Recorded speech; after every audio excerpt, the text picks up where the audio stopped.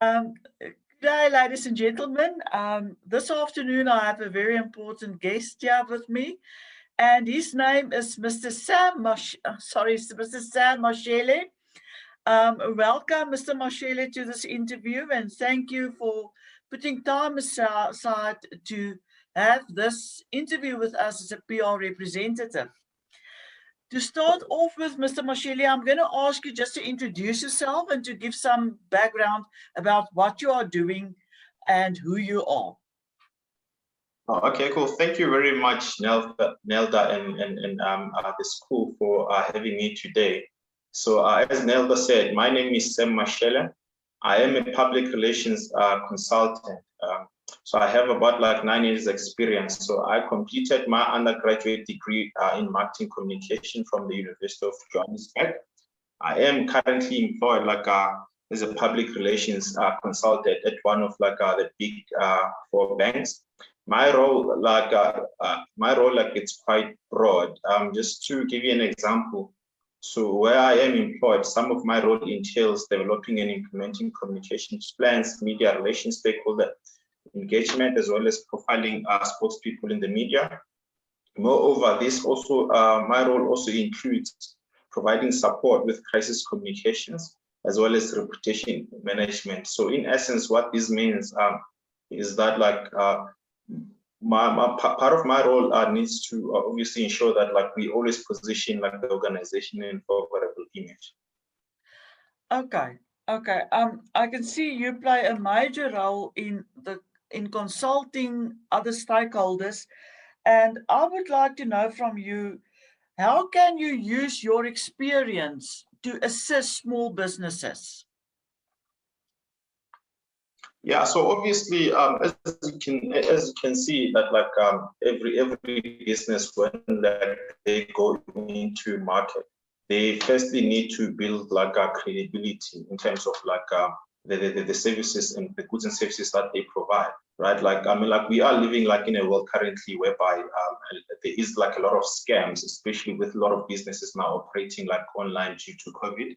So what PR can do, obviously, is to build a public image of that organization, as well as position the owners of the business, right? So for example, if you use public relations initiatives to get the company into newspapers, credible online platforms such as your Business Day, Financial Mail, and then you also get that business to feature on broadcast radio and TV, then people know that that business is legit, and in that way you are building a credibility, and then people are no longer going to be hesitant to buy into your products or services, because those platforms they do help in terms of building a reputable image of an organization.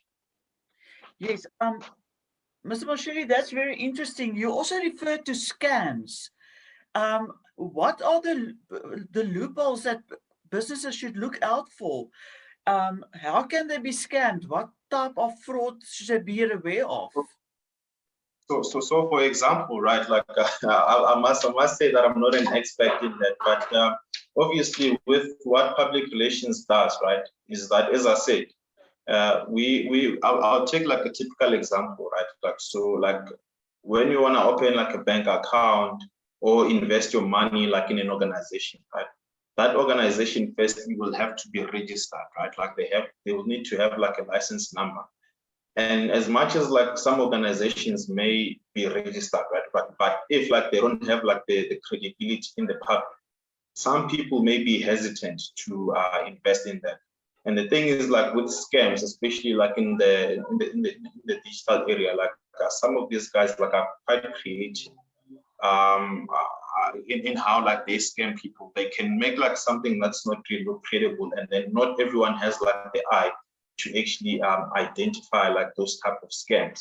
And I suppose it doesn't really matter as to how educated you are or not. As I said, these things as businesses evolve, these scammers also they evolve, and they also introduce different tactics to make them look legit, whereas they're not. Yes, thank you. I think you really covered many issues that I didn't even think of. And another point that you have raised is the public image of a business. Why do you think is that important, and how can businesses improve that, for example, from your side as a PR? What can you advise? So there are like I'll answer the question in this way, right? Like firstly, right, like service delivery, like it's important, right? So when your company obviously has like good service delivery, and you do have like initiatives like public relations, right? It does help in the sense that like some of these customers, they can become like advocates of your business. So it's basically what we call like word of mouth. They can refer your organization based on like their experiences. So remember, experiences and how people talk like publicly depends on how their experiences like when dealing with your organization, right? So another important element, obviously, almost every organizations like they have like a competitor. So when you have like a very good image compared to your competitors, like that gives you like a competitive advantage, right? And as I said, like customer service and good image, as well as like word of mouth. I think for me, it's what like very important like in organizations in enabling them to obviously be ahead of like their competitors. Yes, thank you so much, because nowadays you want to get ahead because there's so much competition in the world going on. So you must have a competitive advantage. That's a very good point you have raised there. What other initiatives maybe, Mr. Mashele, can you suggest for business owners or the public going forward with their business? Can you clarify what you mean, like, but the type of initiatives that business owners need to take going forward? Yeah, a type of initiatives that they can take for their business. What can help them? Can you suggest that can also help them with their businesses? Okay, cool. So especially from a public relations perspective, I think it also goes back to like we have to go back to like the basics, right? Good customer service, like in my view, always wins, and obviously delivering like on what you promise, it's also important, right? So when you then go to the market, whether like using like platforms like social media, advertising, or public relations initiatives, whatever you communicate there has to align with your business promise. And when people obviously start to engage with you, they should like get exactly what's promised. So obviously communication, like it's very important. And I think my advice would be that like any organization, especially like SMEs, should elevate like that element to get like as much share voice as possible so that like they can get like the right traffics in the organizations. Okay, thank you very much. I think that was very valuable information that you've given us, Mr. Mashele. Are there any final comments maybe from your side or advice from your side?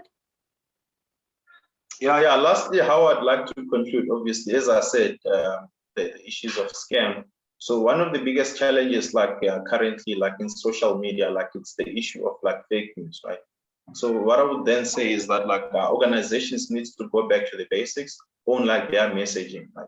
So there are obviously like different organizations in different industries. So in public relations, for example, there is an organization called PRISA. So like it says, it's a body that represents public relations professionals as well as like communication professionals. So I think they need to obviously do some campaigns whereby they address like the issue of fake news, as well as how this can potentially affect our industry as a whole. Mr. Mashele, thank you so much. I think that was very valuable information. Thank you for your time and all the best of luck with your job. Okay, cool. Thank you very much. Thanks for having me. Thank you. Bye. Bye.